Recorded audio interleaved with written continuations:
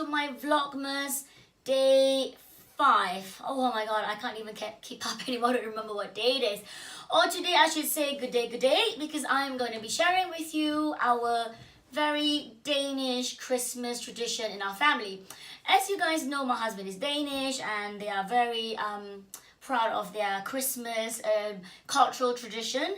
It's never very religious based. It's very much on culture and the old Viking tradition, which is of course the first thing is a lot of candles. You know, it gets really dark very early in Scandinavia because it's so high up north.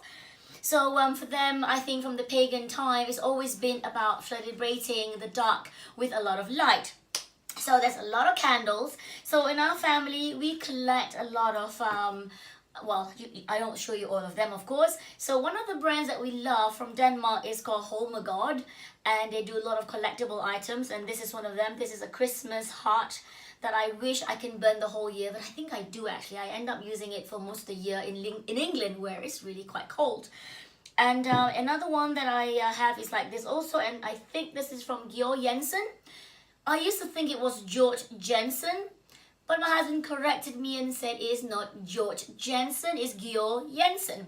So this is one of his Christmas candle. As you can see, it looks like a lotus flower. It's normally, it's actually gold plated, and I'm not really good at polishing it. So just before we put it all up, I will be polishing this to make it look shiny. The other one I like from Holmegård, which I was gifted by my late father-in-law, is this one here. It's again another candle holder. And I like the fact that with Holmegård, they have a lot of, do you notice? Hey, my icon, the shape of a heart is love. So again, it's all gold for Christmas.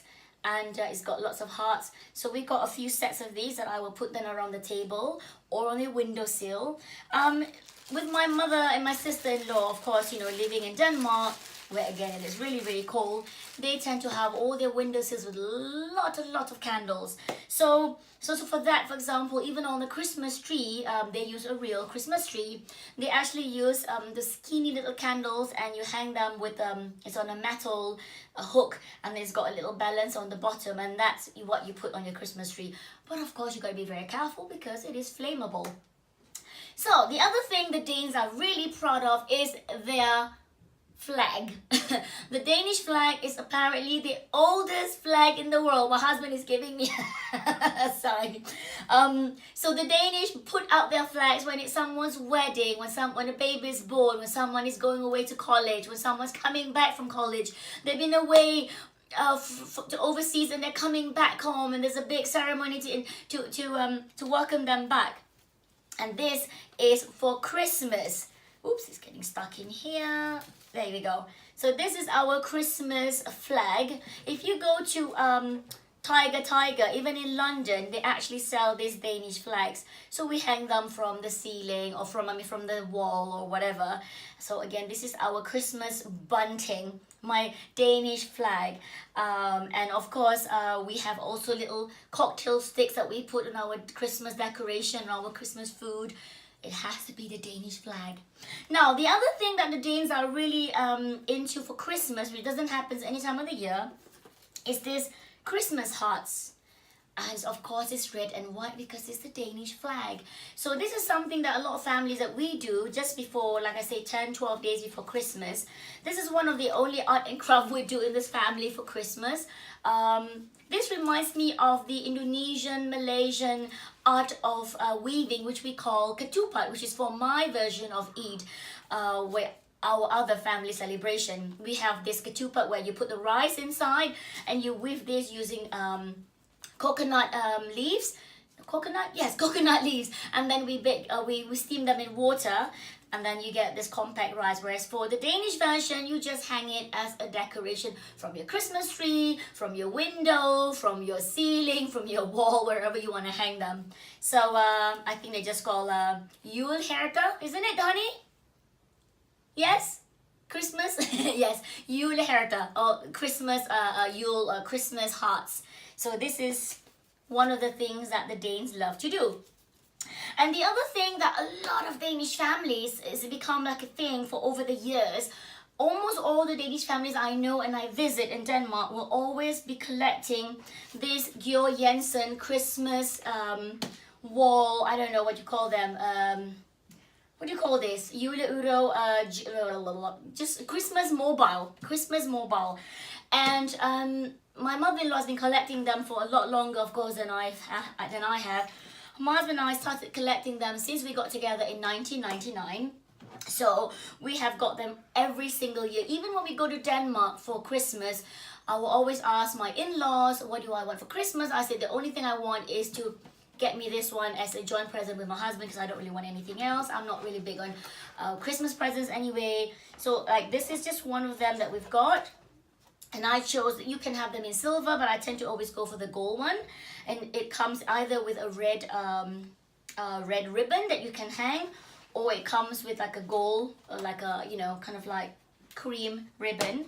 And the other one I want to show you here is from 2003. This is just one of them. So don't you think it's quite cool if I can just wear them as a as a necklace? So we will hang all these. I've got, like I said, from 1999, and every single year we have been getting them as presents, or we buy them for ourselves. So, you know, they are really, really quite cute. As you can see for this one, this is like the Christmas acorn. I don't know what you call this. Is it acorn? I don't know. Anyway, this is from 2005. So every single year they will get, Georg Jensen will then commission a Scandinavian artist, generally a Danish artist, to make a very unique design, but it's always got to do with Christmas, whether it's a snowman with an igloo, or a Christmas pig, or a Christmas rocking chair, like this, rocking horse. So we will be hanging these. I tend to hang them along my, on an archway or a doorway, and last couple of years in London, I hang them along my kitchen French doors, so the light in the morning and the evening catches the gold, and there's always going to be a little bit of diamantes on them, makes it so pretty.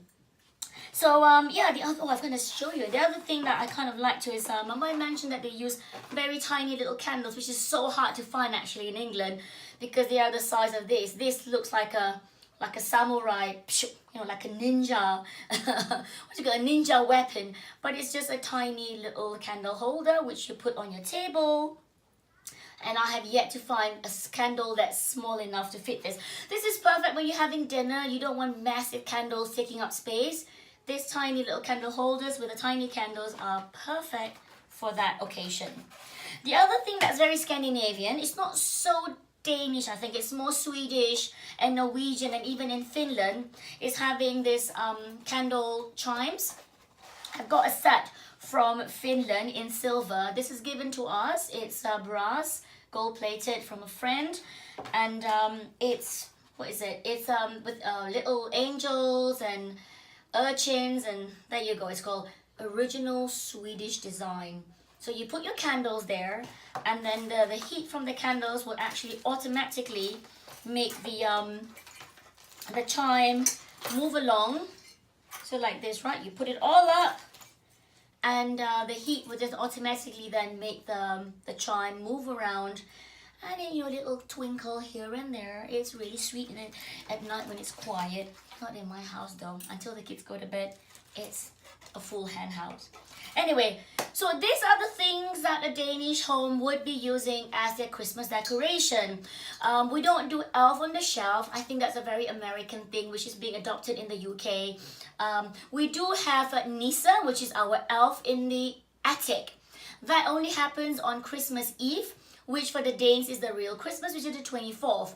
So the children will then go up into the attic and try and feed the loft Nisse, the loft elf, and then, you know, they get a present from the Nisse, the elf who lives in the attic for the rest of the year. So children are told to bring up some rice pudding. It's a very Danish thing called risalamande, which is rice pudding with very sweet, sticky cherry sauce, and then there's an almond inside. And then the Nisse is supposed to eat this cherry pudding, and then in exchange for this pudding, they get a present from the Nisse. So that's something we do on Christmas Eve itself, on the 24th. And also, Danish kids are supposed to be the most the luckiest kids in the world, because Yuleman or Father Christmas comes knocking on their door on Christmas Eve. So my kids will always be gloating in England like, oh yeah, you know, Father Christmas loves Danish kids because he comes to our door and he gives us a present to our hands on Christmas Eve. You know, English kids have to wait on the 25th in the chimney. So this is the variations of Christmas and Yule between the Scandinavians and, let's say, Americans and Brits. So there you go. This is a Danish Christmas. I will be doing all this. As soon as my house is ready and looking pretty, we will be hanging all these flags and all these candles and all these hanging and decorations, whatever, when the house is ready. We're still having boxes everywhere. I'm not sure when we're going to get it ready, but I'm trying my best. Anyway, thank you so much for watching. I'll see you tomorrow on day 6. Bye.